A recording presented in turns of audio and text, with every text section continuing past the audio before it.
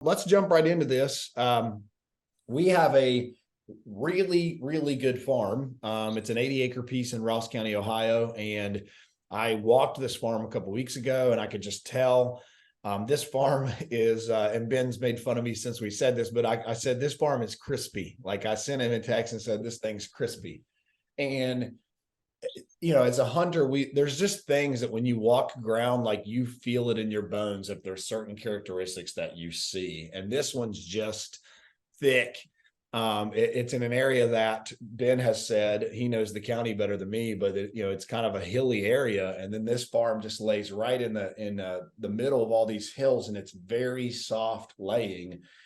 I don't know, Ben, what do you think the elevation change on this entire farm is? Maybe 500 feet? Well, the ones the south facing hillside does go up a couple 100 feet, in elevation, but the rest of it towards the lower end, it's pretty gentle, down in there, and as it drops down, but it's really only got one kind of heavy hillside, which is, to the south there. Yep. And it raises up all the way from, where the ponds are all the way to the top. Yep. And you can see the elevation numbers there to that top road, but it's got a nice bench on it up there, which is where we decided to put that food plot when we walked it. That's carved out. But yeah, I mean, the farm in itself, it's got a little bit of bottom access as far as where the houses and stuff were and the ponds, but then it's wide enough down in there that I don't think your winds are going to fight you as much as, sometimes like the bottoms will. Like, I think there's ways to get your wind to, funnel out certain areas and just know those strategic spots, how you need to set up. And the whole idea of this plan is to kind of really not have to go after the deer deep. Like, you're going to try to get the deer to come to you, basically. And low pressure is always key with really big deer. A lot of people don't understand that. You know, people just think you always got to go deep and get in the middle of the woods, and that's where you're going to find them. And yeah, you might find them there, but you're also going to run them out of there and let them know that you're hunting them constantly if you're not careful. Yeah. So let's just dive right into, let's start from the top here. I'll tell you immediately what the features of this farm are that I think are an enormous benefit to whoever's looking for a manageable piece of ground to buy, because this is it's like 81 acres. We closed on this farm yesterday. So, there's this exciting improvement plan that we're going to talk about here and roll out, but I want to tell you what is there now. If you look on this map, you've got those two blue areas. Those are ponds. They're very nice ponds. And we're going to try to just clean up that landscape a little bit around the ponds, but they really don't need much. You've already got a house site on the front of the property. And that's another benefit I love, is when you've got a living structure that's front of access, so that you're not going there on the weekends and having fun with your family that's ruining your deer hunting. You're actually out on the front of the property spending your time. But it's got a house site there. We're going to clean the house site up. It'll be a clean slate. There was an old farmhouse that burnt years ago, but the benefit is there's a septic system already there that's totally usable. There's already power on the property, and there's county water available right at the entrance of the property. So when you pull up, you're going to see some new gates. You're going to see a new culvert system going across the creek, new gravel. And it's literally going to be this feel of, here is your weekend getaway. And the farm goes right past that. So on the map right here is the house site. So then you've got a pond behind it, a pond above that that's almost like a 2-pond system. It's just really something that when someone walks up there, the eye candy is when you top the hill, to me, right behind the house. You're going to start to see how this thing lays.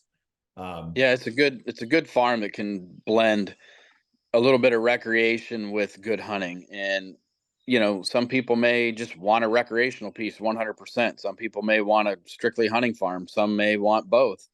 And I think this one kind of can lend itself to, if somebody wants a little fishing, a little bit of trail riding, they can do that if they limit it to a degree throughout the year to where they're not running all the deer off. But, like we talk in our GoPro video, I feel like the deer aren't really up in these hills and in these spots too much in the summer anyways, when a lot of people are going to be doing their fun time or camping or fishing.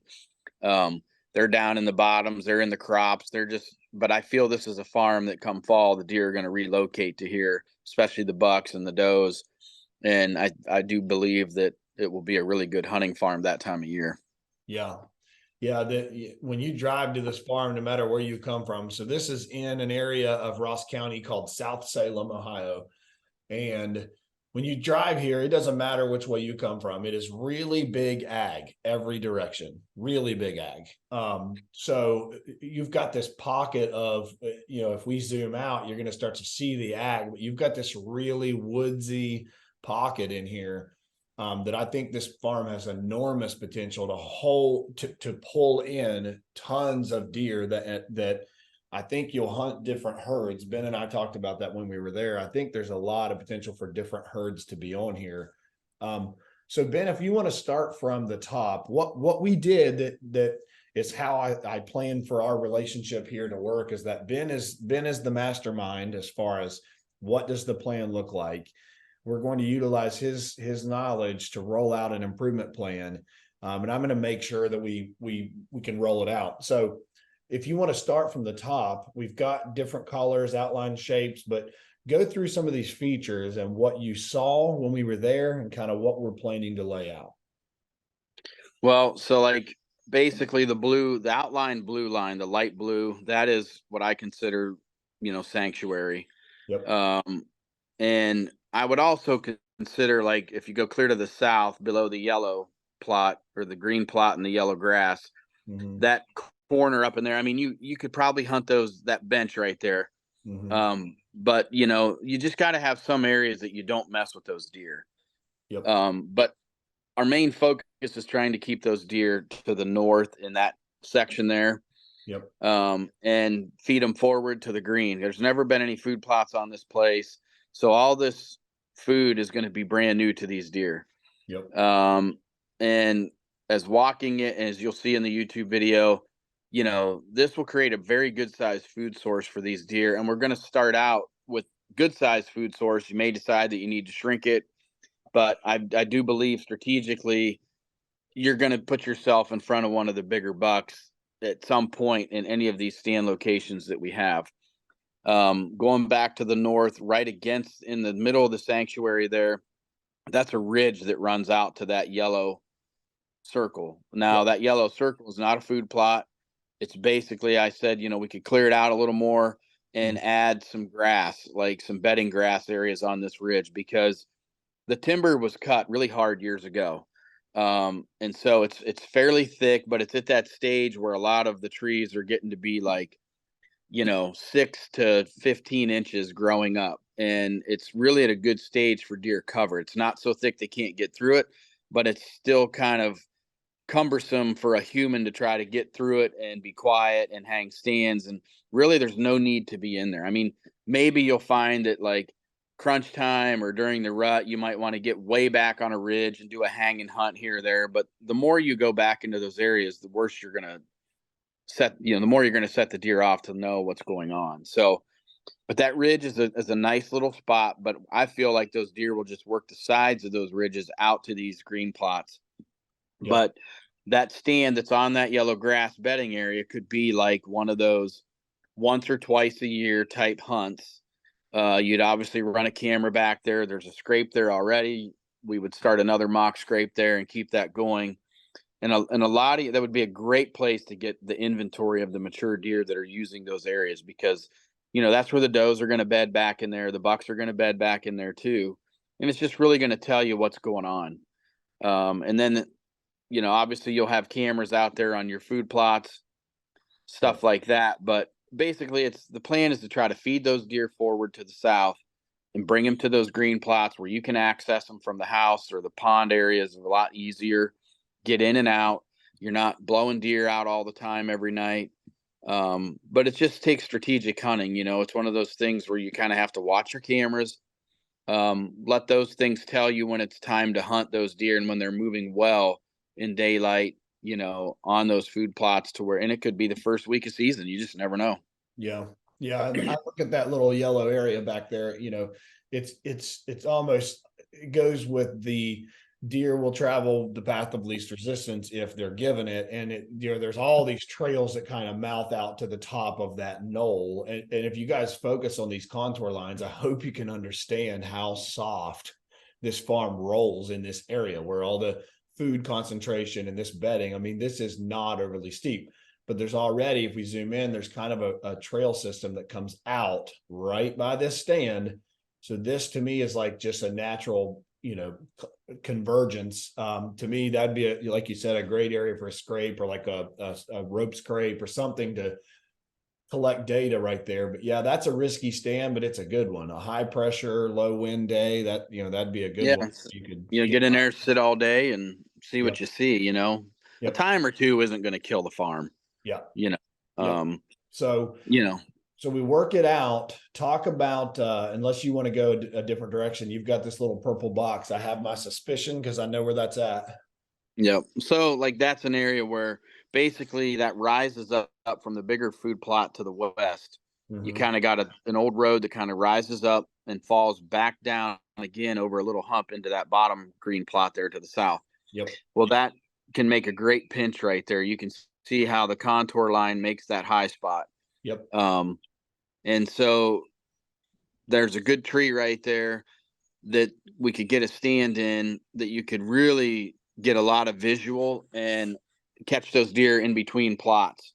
Yep. But we need to create more of an opening there in front of it because the stand sits so tight to the trail right at the moment, and it's the only one there to really to hunt out of, that we need to put a diversion right to the tree to keep the deer out about 10, 12 yards, 15 yards away from the tree, but open up some of that canopy farther out to get the deer moving farther away from you and scraping out in there. Yep. That section between those two plots would be a great place to have a couple of scrapes from both plots to the other one, because that'll get those deer working that area and working those scrapes in that pre-rut phase, middle October, heading back and forth, checking does on each plot, just community scrapes, deer just being deer. Yep. Yeah.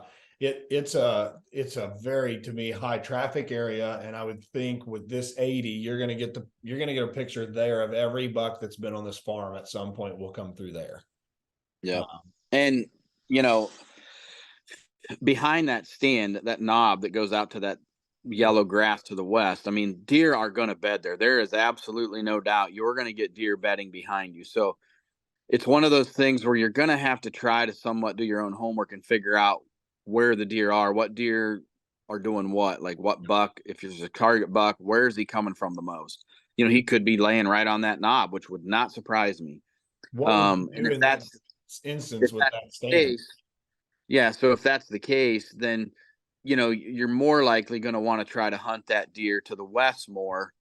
Um, try to get him coming to that plot at that west end, and you may have to move a stand or put a redneck blind or something, down in there to the west more on that bottom green plot. Yeah.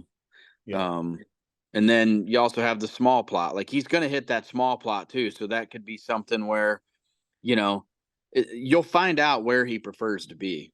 Yeah. Like, Well, it looks like to me, Ben, tell me if I'm wrong, but we talk a lot about and I'm learning this so much right now in my phase of hunting that I'm in. Is like we want the deer to believe they have the wind, so it needs to be really kind of bad for us and kind of great for them. Like we're trying to burn that edge.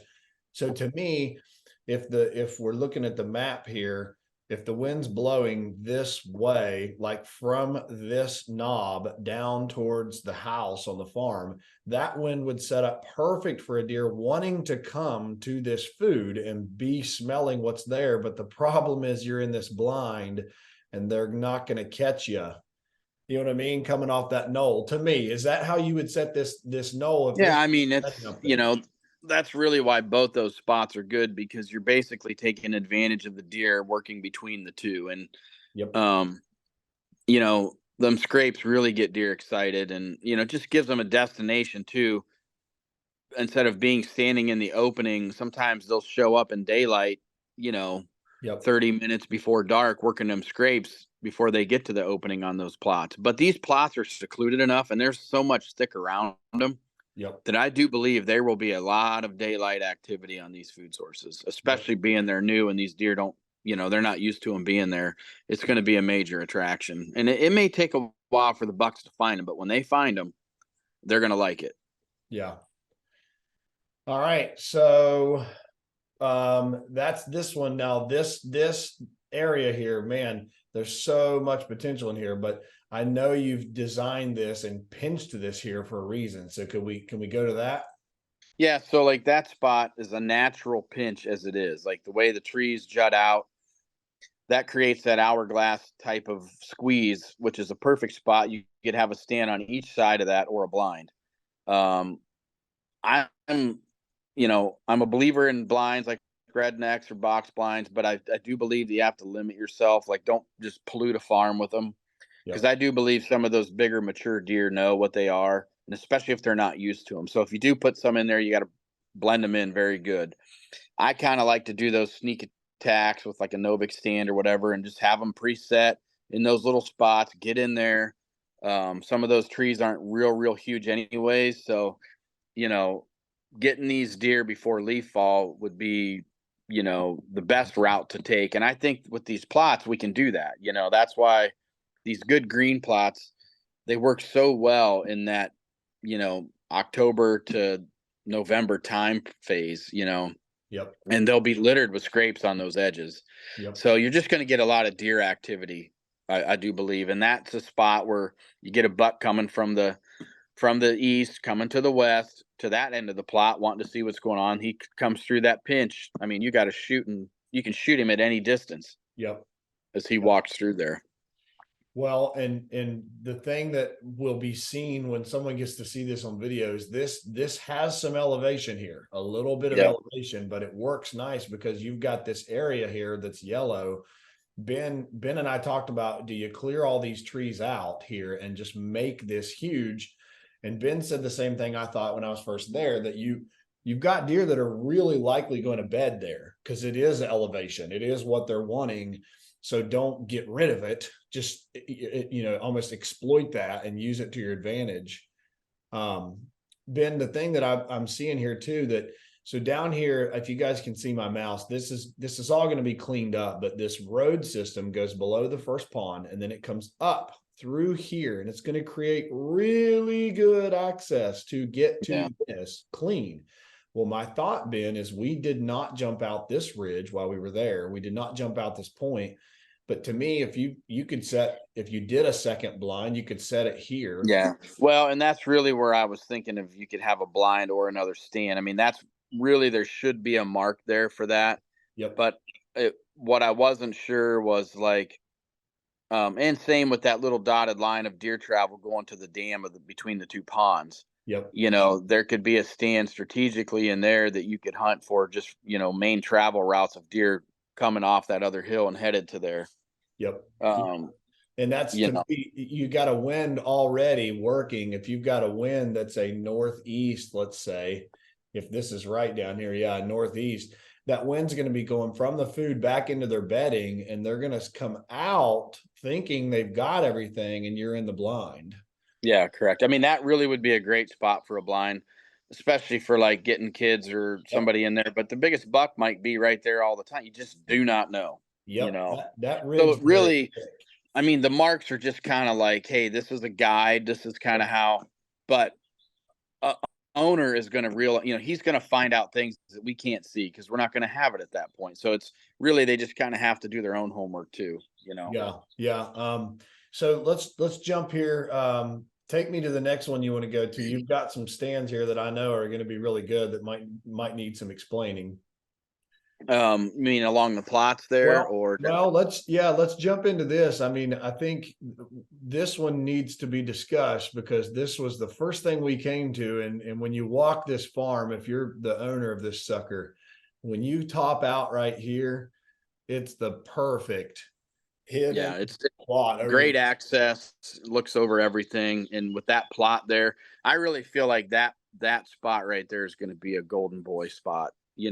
I think you're going to get a lot of big buck activity in that vicinity right there, because the way those trails work coming off the neighbors and that tight trail to the south, Yep. that works that bench or that edge, along that transition zone. And what Mhm. that zone is basically south of the property line there. That timber is larger timber and more open, hasn't been cut, for a while. And the timber on the Ross piece, Tyler's piece, is a lot more thicker. Yeah. And So so they're working that edge and making a tight spot. And that's why, like, where that intersection is a great spot for a tree stand for that a couple times a year, try to really get the dupe on a buck. And that intersection is a great spot for a camera. yeah, well, and if you guys watch, if we put this YouTube clip out with the day we walked it, Ben made a great point that there was a lot of human intrusion on this farm. Their intentions were good, but the previous owner was literally mowing all of these roads with a push mower, like weekly. No joke. If you were looking for a walking farm, this one was perfect, but he stopped right close to where this blind is. And as Ben and I started up this hill and we got to where there wasn't human intrusion, you literally night and day could see the deer traffic exponentially increase right there. Like Yep. highway coming out of there. And Ben said, see, you just see like people are here and deer are here. Like that's where they wanted to be.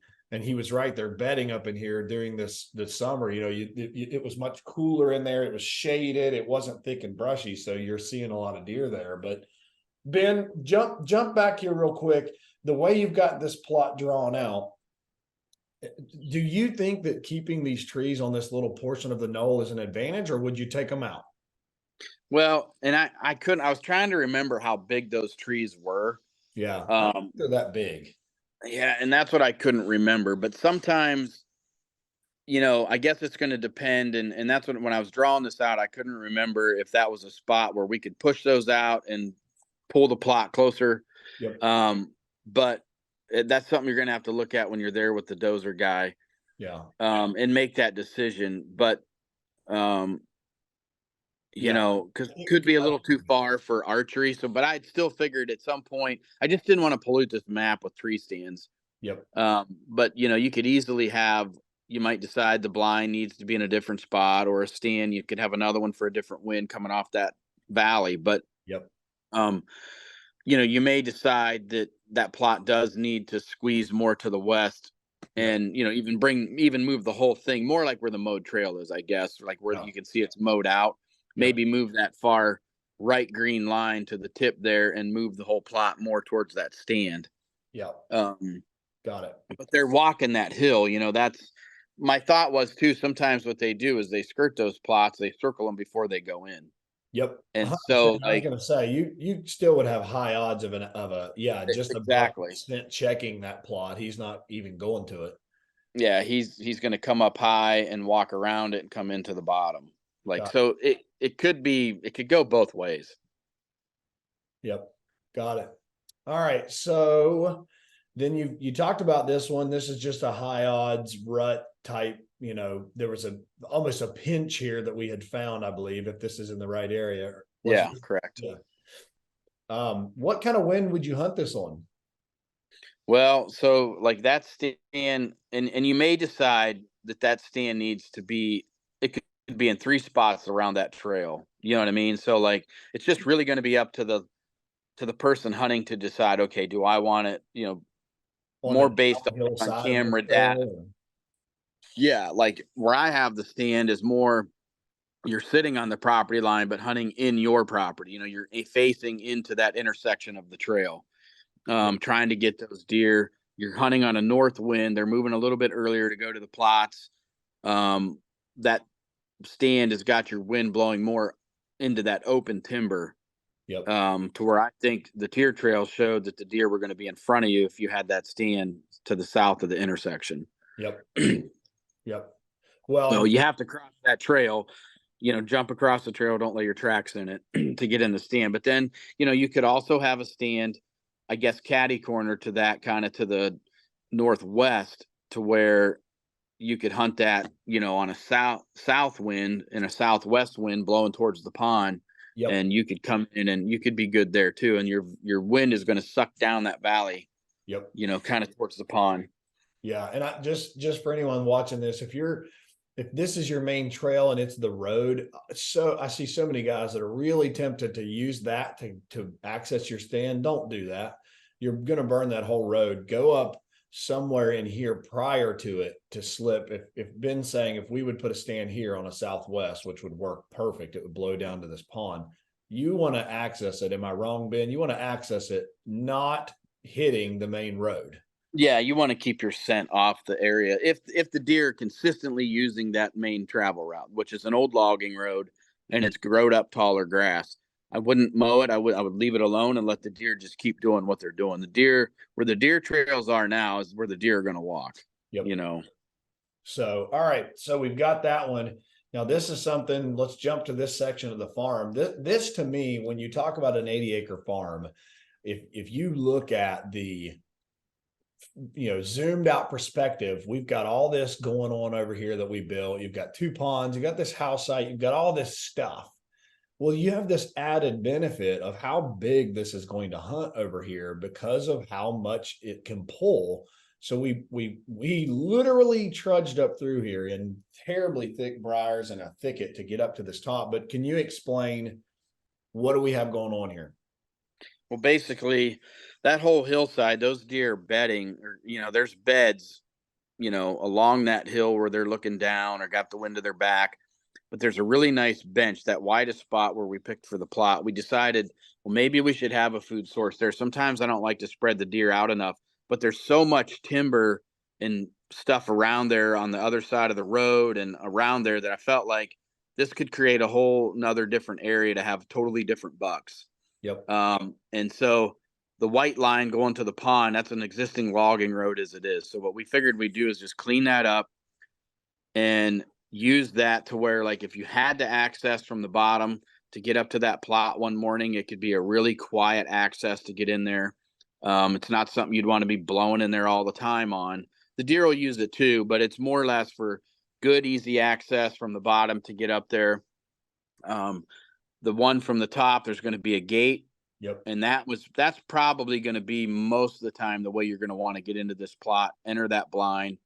And those deer should be bedding more towards the dotted line or where that tree stand is. That's where we found a lot of beds below that.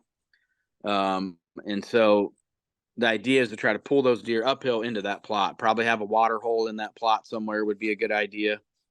That way they don't always have to go to the bottom to a creek to feed, or to drink. And everything's right there. So trying to keep them bedded close, lining that plot with that yellow is bedding grass, giving them some good soft grass to bed in, off the edges, and just giving some diversity. The timber's thick enough that you don't need to do enough there, but it's open. It's actually somewhat open in there too, with some hard maples and beech and things like that. So it kind of gives them a real diverse feel. Yep. So Ben, if we go in on the excavation plan, are we basically going to use the yellow line as what needs to be cleared out and then feather that back in? Yeah. That's what I would do, is feather, kind of create once you get in there again and see it and start opening it up, you can decide, okay, how much plot do I need and how much grass? Like you can even work around trees, planting around trees for the grass. Um, Having him dig out a hole or carving a hole for a water hole. Maybe have us leave one tree in the center of the plot or close to your stand. It could be a scrape tree, Yep. just kind of a place for deer to walk into.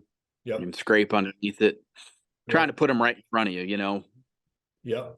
So the thing that I think is could be overlooked here if you're the buyer is this property has 2 different, tons of ways to access it. But when you talk about a farm that has multiple county roads worth of access in 80 acres, that is huge to get. Yeah, that's a big advantage. And that gate would give you top access. So your wind is going to be very consistent from the top. And as you start to climb down, and you may find that there's other trails in between the plot and the gate that you would rather hunt or run cameras on. Things are going to develop. You're going to find things as you own the farm that, these are just a basic idea plan of, like, once you carve this out, things are going to develop as deer start using it.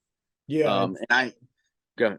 Well, it's just, we're when the plan is rolled out, it's literally, some of this is to manipulate how the deer use the farm. So it will adjust, but I just think having county road access, there's a lot of properties that are 80 acres that you have one corner to get in, or you have one way to drive to it, or you have one, this really sets up nice to go and hunt somewhere in an evening over here, and you're hunting a completely different herd over here.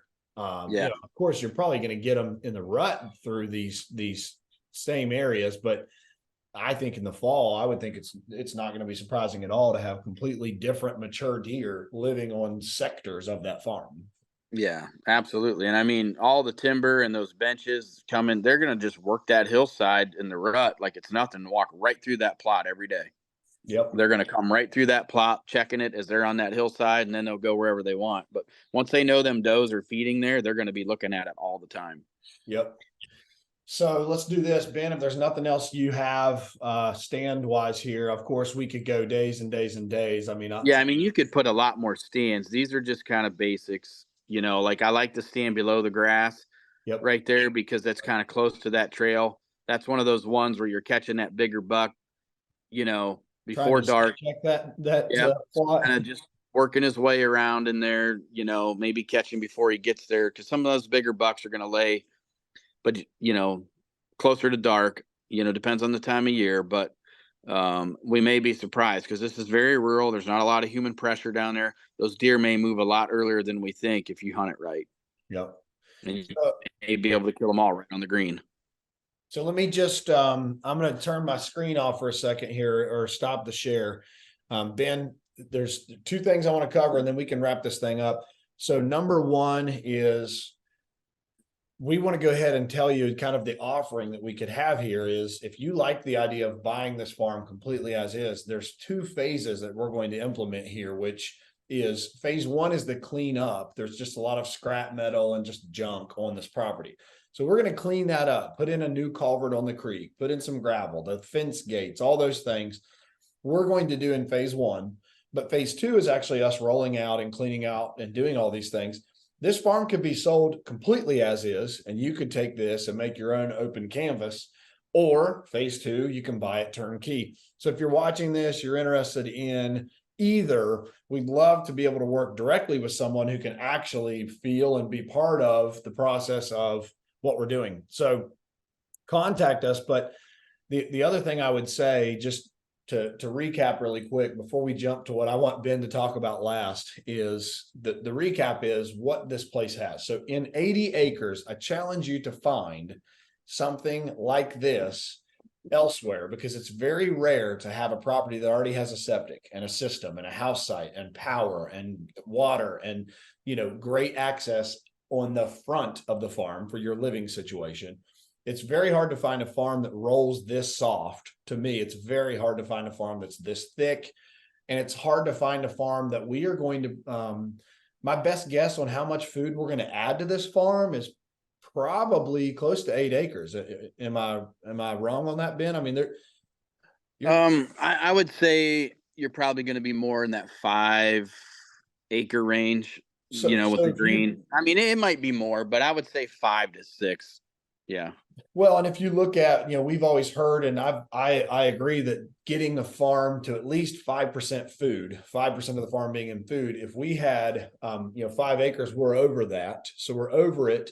And obviously, if you own the farm, there's tons of potential to increase that, because we're intentionally clearing some areas that could turn into food. If you find out, hey, in the winter, I have 50 deer here and I can't feed them all, well, then increase the food. But you have that potential, and that is just hard to find. It just is. And then you've got 2 ponds. The guy that sold it to me swears that there are these huge shovelhead catfish in there. I'm not a fisherman, but if that's your thing, he swears they're in there and showed me pictures of huge catfish. But you've got house site, ponds, food plot structure, brush, thicket, bedding, access, utilities. That's to me the recap of what does this 80 provide, because in 10 farms that we flip that are 80 acres, I bet 2 will have all of that with day one, because that's a lot to do. So that's kind of my recap of what this is. Ben, really quickly before you wrap up, give the viewers a little tidbit about this area, because Ben happens to have some intel. Pause 1 second. you constantly will hear people say, this is a big buck area and there's monsters here. And it's a lie. It's just marketing rhetoric. Ben, tell them the truth about this area, because he's the one that already told me, dude, like, you don't even know. This area is really good. Yeah, I mean, I know some people in that general vicinity that they know things, and I mean, it's it's big buck area. I mean, I know of some really big deer that have been shot within those, within miles of there. But you know, towards fall, as the deer come off the crops, they head up into these hills and into these areas. And the contact I had, he said that's monster buck area. He said there's been some absolute slobs shot and seen in those general Okay. vicinities of that I area. found this on the web for Benson Absolute. I think Siri she looked up slobs and it said South Salem, Ohio. It was weird. I don't even know. But yeah, when Ben and I met, when you get a lead on a farm, I mean, you go with it. We're talking about the state of Ohio. To me, it's easily one of the top 5 states in the country. I mean, and as bad as Ben and I may hate to like publicly say that, it is what it is. I mean, it really is what it is. And Ross County has always been known for really big deer throughout the whole county. I mean, all of Ohio is, but Ross is very well known for big bucks. Yep. So this is centrally located. You're 20 minutes to Chillicothe, which has everything. It's in actually a really great spot. I mean, it's all hard roads. Yep. It's back country hard roads until you get to that one side road, but which is really impressive to me because it's easy access to get to the stuff and it's a pretty area. Yep. It really is. It's not like, of all the places we've seen getting to it, the actual property, like the place that sits on this place was the junkiest. Yep. A lot of clean neighborhoods around there, and the neighbors across the street's a little bit rough, but they're older. But I know once it's cleaned up and once Tyler's done, this place is going to be beautiful. The culvert, all the junk out of there, it'll be a showpiece and really could give somebody an awesome starting farm or maybe their end game. Yep. Yeah. I mean, this would be a great one to trade up or be your first start, but I just have a feeling it's going to continue to produce big deer year after year. Yeah, I think once the deer, they're never used to food being on this farm. So once they start finding that farm, and as the years go on, I believe this will be a farm that somebody's going to be like, I can't believe they sold it. Yep. So, all right. So that's kind of the wrap. I am just exponentially excited to have Ben along this journey. Reach out to us if you're interested in learning more about buying a property in Ohio, but that is going to be our expertise. The whole buy land and build legacy mantra for me is, I'm partnering with guys like Ben because we want to make sure we do put a premier product on the market and we give it our best effort. And we're not just the folks that just throw a blind on something and, mow down a field and throw some oats out. We really put a lot of intention into how this lays out. And I'm a visionary, so it's just fun to kind of unroll that canvas and build what I would do for my own farm. I mean, every time Ben and I were walking, it's like, it is our own farm. Like, what would you do? This isn't just like, oh, someone would like a food plot over here because it looks cute. Like, this is strategically laid out as if we were going to hunt, because we may. If you don't buy it quick enough, we may be. Yeah, and if somebody's got questions, obviously they can contact Tyler, or they can get a hold of me at ben@whitetailedge.com too. I'll be happy to answer questions or, So if there's a couple 200s on here and you guys just abruptly see this one come off the website, just nothing to see here. There's a 20. Ben said, hey, can we wait till March to sell this one? But truly, I'm not going to lie. This one is one that I'm really, really excited to see laid out. And I think that it's just going to be a good one. So that's it. That's the management plan we're going to put in place. I actually think we're going to start as soon as next week on rolling this out. So timing wise, if you're watching this, you literally could close and climb. That's a kind of a phrase I made up the other day, that you could close on this and climb a tree. Fall hunting season is just, a couple months away. So our plan probably would be rolled out in time for you to climb a tree here this fall. Would you agree, Ben? Yeah. And I think too, that if maybe somebody's watching that wants to do a lot of the food plot stuff themselves, and if they do, obviously they can talk to you about that on the price, and Yep. maybe it'll change something for them. Yep. Yep. Love the idea. So, all right. Well, Ben, I greatly appreciate it. For all of you watching this, if you've spent this much time, we appreciate it. If you've got questions, reach back out. If this isn't already on there, our website is legacyacresland.com. You can find us on YouTube at Legacy Acres. You can find us on Instagram, just kind of everywhere else, but do us a huge favor and share this with your friends that might be looking for a turnkey property in the great state of Ohio, because we would love to help them out. And you guys have a great Saturday.